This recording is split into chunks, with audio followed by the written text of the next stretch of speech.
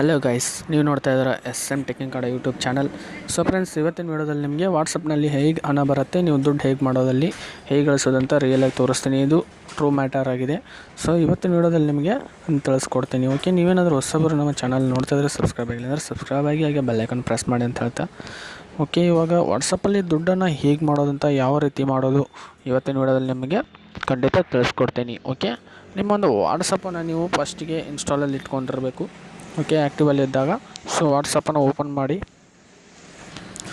ಮಾಡಿದಲ್ಲಿ ಈ ಥರ ಇಂಟರ್ಫೇಸ್ ಬರುತ್ತೆ. ಇಂಟರ್ಫೇಸ್ ಬಂದಮೇಲೆ ಸೊ ಇಲ್ಲಿ ಮೇಲ್ಗಡೆ ನಿಮಗೆ ಏನಪ್ಪ ಕಾಣಿಸ್ತಾ ಇರುತ್ತೆ, ಚಾಟ್ಸು, ಗ್ರೂಪ್ಸು, ಸ್ಟೇಟಸ್, ಕಾಲ್ಸ್ ಅಂತ ತೋರಿಸ್ತಾ ಇರುತ್ತೆ.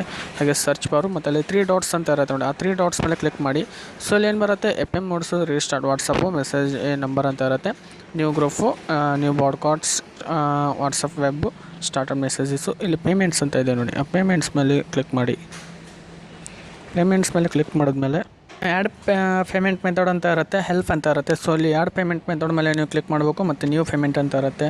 ಸೊ ಆ್ಯಡ್ ಪೇಮೆಂಟ್ ಮೇಲೆ ಕ್ಲಿಕ್ ಮಾಡಿದ್ಮೇಲೆ ನಿಮ್ಮ ಒಂದು ಬ್ಯಾಂಕ್ ಅಕೌಂಟನ್ನು ಇಲ್ಲಿ ಸರ್ಚ್ ಮಾಡಬೇಕಾಗುತ್ತೆ. ಆಕ್ಸೆಪ್ಟ್ ಆ್ಯಂಡ್ ಕಂಟಿನ್ಯೂ ಅಂತ ಕೊಟ್ಕೊಂಡು ಅದಾದಮೇಲೆ ನಿಮ್ಮ ಬ್ಯಾಂಕನ್ನು ಸರ್ಚ್ ಮಾಡೋಕ್ಕೆ ಹೇಳುತ್ತೆ. ಸೊ ನೀವು ಬ್ಯಾಂಕಿಗೆ ಯಾವ ನಂಬರ್ ಲಿಂಕ್ ಮಾಡಿರ್ತೀರೋ ಸೊ ಆ ಒಂದು ನಂಬರು ನಿಮ್ಮ ಮೊಬೈಲ್ನಲ್ಲೇ ಇರಬೇಕು, ಸಿಮ್ ಕಾರ್ಡು.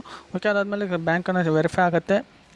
ಡೆಬಿಟ್ ಕಾರ್ಡ್ ನಂಬರನ್ನು ಹಾಕಬೇಕು. ಹಾಕಿದ್ಮೇಲೆ ಎಲ್ಲ ಸೆಟ್ ಆಗುತ್ತೆ UPI. ಸೊ ನೀವು ಯಾರಿಗಾದರೂ ಟ್ರಾನ್ಸ್ಫರ್ ಮಾಡ್ತೀರಾ, ಎಲ್ಲಾದರೂ ಅಮೌಂಟ್ ಪೇ ಮಾಡ್ತಿರಲ್ಲ, ವಾಟ್ಸಪ್ಪಿಂದ ಪೇ ಮಾಡೋದ್ರಿಂದ ನಿಮಗೆ ಕ್ಯಾಶ್ ಬ್ಯಾಕ್ಸ್ ಬರುತ್ತೆ.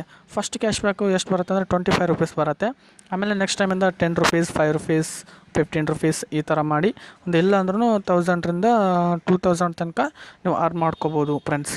ಸೊ ಈ ರೀತಿ ನಿಮ್ಮ ಒಂದು ಬ್ಯಾಂಕ್ ಅಕೌಂಟ್ ಹಾಕಿ ಈಸಿಯಾಗಿ ನೀವು ಟ್ರಾನ್ಸ್ಫರ್ ಮಾಡ್ತಾ ಹೋದರೆ ಸೊ ನಿಮಗೆ ಅಮೌಂಟು ಅರ್ನಿಂಗ್ ಆಗುತ್ತೆ, ಡೈರೆಕ್ಟಾಗಿ ನಿಮ್ಮ ಬ್ಯಾಂಕ್ ಬಂದು ಜಾಯ್ನ್ ಆಗುತ್ತೆ. ಓಕೆ, ಬಂದುಬಿಟ್ಟು ಕ್ರೆಡಿಟ್ ಆಗುತ್ತೆ, ನೀವು ನೋಡ್ಕೋಬೋದು. ಅದನ್ನು ನೀವು ಡೆಬಿಟ್ ಕೂಡ ಮಾಡ್ಕೊಂಡು ಬರ್ಬೋದು. ಓಕೆ, ಇವತ್ತಿನ ವಿಡಿಯೋ ಮುಗಿಸ್